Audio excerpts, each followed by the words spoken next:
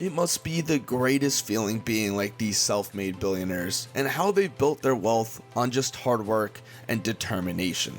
Well, I want to go ahead and go over some tips from these self-made billionaires on building wealth and how you guys can go ahead and get there one day.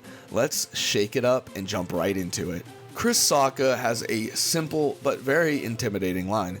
Be a cheap, yeah, you kind of see it. I can't say that right now, but he's known for his Midas touch as a tech venture capitalist, which basically sees anything he oversees that's tech worthy, he puts his Midas touch on and boom, it becomes an instant $1 million profit idea. He was an early backer of Twitter, Uber, Instagram, and Kickstarter. Those bets paid off, propelling him to billionaire status. His best advice to young adults hoping to build their portfolio is, don't spend your money. Instead, he advises to pinch your pennies and have your priorities in order for the long haul. Being a cheap blank now means so much more freedom and choices later, Sacca said in an interview with USA Today.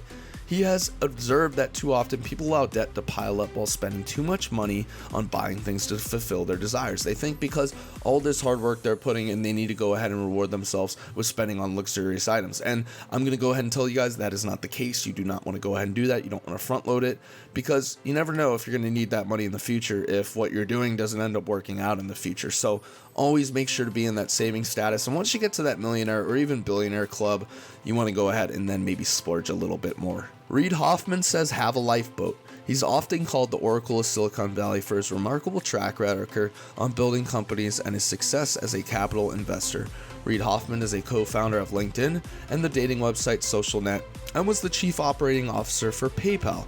He even worked on Apple's computer eWorld, an early attempt at creating a social network. Now, he does educate and do a lot of encouraging talking, does a lot of very, very good speeches, and is always trying to build other people's wealth since he has reached billionaire status. He says plan B is always good to have. However, you don't want to focus too much on your plan B because it takes away from your plan A. But having a plan B isn't enough, he says. You also need a plan Z. This is your safety net. So if everything goes wrong, you won't be completely left destroyed. This is what he calls the lifeboat, hence the title. Now, for instance, when Hoffman was getting ready to launch SocialNet, he asked his father if he could live with him if the company didn't pan out. If that happened, Hoffman planned to go find another job and work his way out of debt, but he knew he'd have somewhere else to go, hence the term Plan Z. Warren Buffett states, live simply and invest in yourself. Known as the Oracle of Omaha, wow, that's a lot of oracles, he is famous for shunning a lavish lifestyle, despite his $86.5 billion net worth, and it's probably closer to $100 billion, let's be honest. The CEO of Berkshire Hathaway has simple tastes, lives frugally, and enjoys being a generous philanthropist. Buffett still lives in the house he bought in 1957 for $31,000. He seldom buys new cars, he often grabs a cheap breakfast from McDonald's on his way to work, but there are some things that aren't worth investing in, according to Buffett. At the top of the list, he says it should be yourself. Whatever weaknesses are, take steps to address them and overcome what might be holding you back. For Buffett, that weakness was public speaking.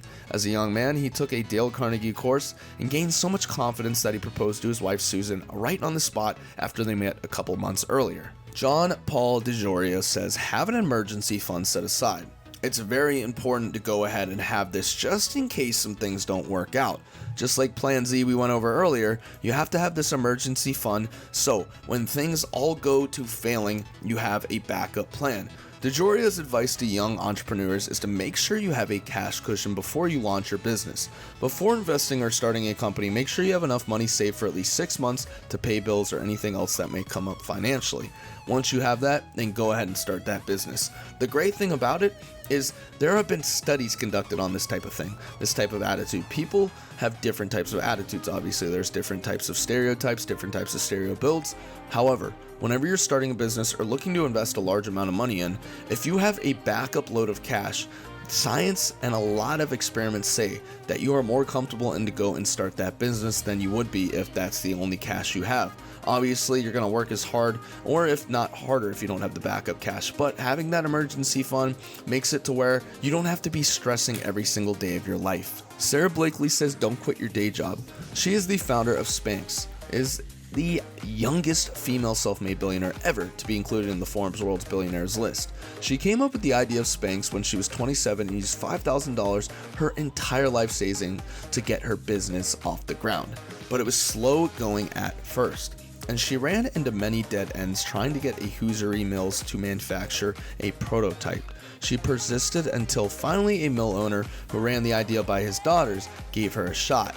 Through it all, Blakely pinched her pennies and avoided incurring any debt as she went through the process of launching her business. She wrote her own patent using a textbook and designed her product packaging with the help of her friends. She never accepted any money from outside investors. She, however, continues to own 100% of the company, debt-free. This is the lifestyle, she says, and this is how a lot of young entrepreneurs should be living. I hope these self-made tips from these self-made billionaires helped you guys out a ton.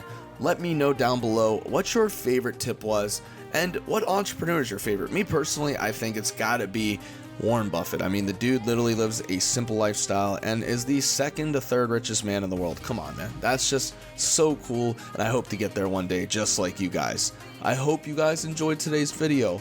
I'm signing off, and as always, see y'all later.